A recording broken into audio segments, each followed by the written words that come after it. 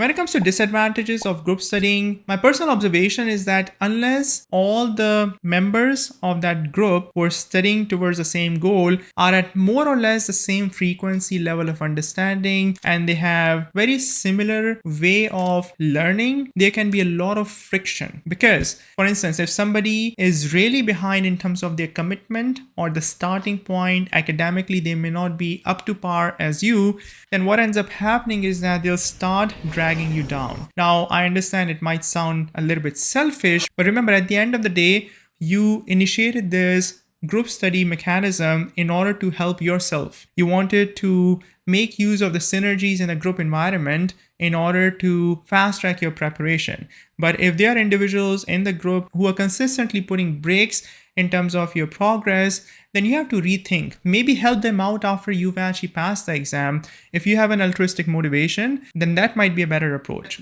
The other disadvantage of group studying is the overhead time. Let us discuss the in-person scenario as well as the online scenario. When it comes to the in-person scenario, obviously there's a physical location that everybody has to meet. So you have to drive or walk or jog or bike, whatever, to that location, right? Get settled, unpack your laptops, your notebooks, your calculators, plug them in to the power bars, and basically get started. A little bit of chit chat, small talk, and then you basically get into the groove of studying.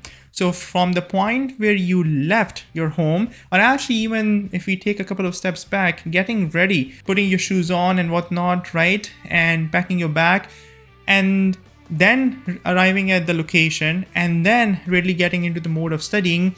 The way I look at it, that is all overhead, right? Until the moment that you actually start studying, all of that is overhead. And then you have to unpack and then drive back or walk back or jog back, and then basically get back to your home. So when you take into account all of the overhead involved with in-person studying, then you have to really question whether that overhead time could have been directly invested in studying by yourself or using some other effective exam preparation resources, and whether you would have been better off or worse off. Now, if you look at the online approach, which is Discord, or you have a community or Teams or Zoom, it's easier. It obviously removes some of that friction. You don't have to put on your shoes, you don't have to walk to a location, and so on and so forth.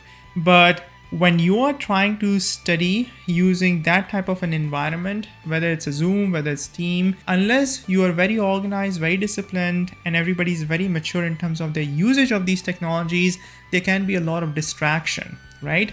Because sometimes you might get sidetracked. Folks might be sharing some interesting memes or YouTube video links, because the format on these online forums is actually not that intuitive. It's not very natural. When you're typing, assuming that you guys are communicating via chat, then you have to wait for someone else's response, right? It's not synchronous, it is asynchronous, and that can cause a little bit of confusion. You might find that the discussion is being hijacked by some of the other folks who are very extrovert, and that can cause a little bit of resentment. Now, if you use audio, even then you sort of have to wait for each other's turn, and because of the nature of the medium, which is digital, there can be a little bit of distraction. Another disadvantage of group setting is that at the end of the day, this is an individual exam. When you take the FE electrical and computer exam, your group is not going to be around you. When you take the PE power exam, your group is not going to be around you. So based on my experience in my undergraduate and graduate studies, what I realized is that some of my friends who overly relied on group studying were not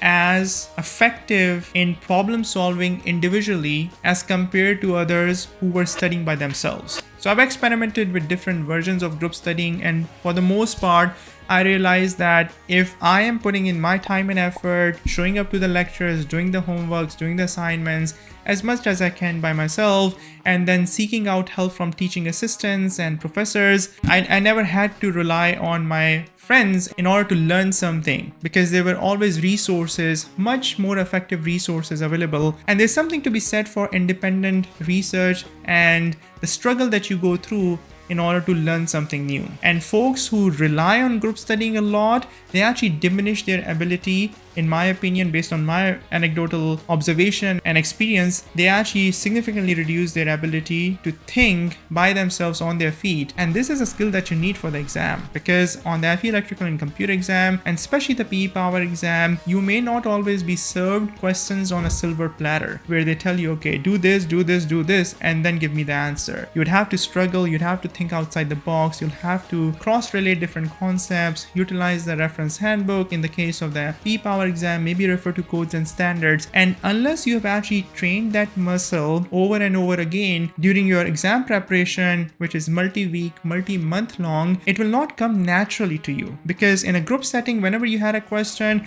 you knew that this person A, B, or C, these guys or girls are actually experts. So I'm just going to be like, hey, XYZ, I'm getting stuck over here. How do I go from this step to that step? Students who enroll in my program, FE Electrical and Computer exam preparation and PE Power exam preparation, they utilize the on-demand content as the foundation. In the on-demand content, I explain you all the concepts, the theory in detail, in lecture practice problems. Then I follow up with quizzes at the end with detailed solutions, then mini exams at the end of every section, then computer simulated practice exams. The students are really immersing in the exam preparation, and I am there guiding them, hand-holding them through the process, through all topics, giving them in-depth theoretical explanations, and giving them an opportunity to actually work through tons and tons of practice. Students who combine this with live training are able to get real-time access to me, ask me questions, and get their concerns addressed right then and there. I also have a community set up for my FE Electrical and PE Power exam preparation programs, and students can always reach out to me via email in order to get their concerns and questions addressed. And this is the value that I provide in my program. I personally recommend students to use effective exam preparation resources that are highly reviewed, reliable, and help you make progress every single day of your exam prep journey. And when it comes to my exam preparation resources, there's accountability built into it, because